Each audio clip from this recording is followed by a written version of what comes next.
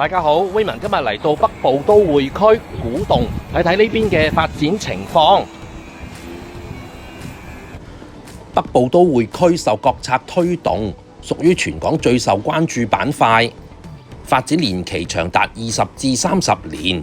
北都有6個與國家連接嘅關口口岸，仲有2條興建中嘅重要鐵路，北環線主線及北環線支線。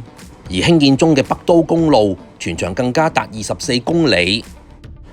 港鐵第100個站古洞站亦將於2027年正式通車，輕鬆往返港九新界各區及深圳。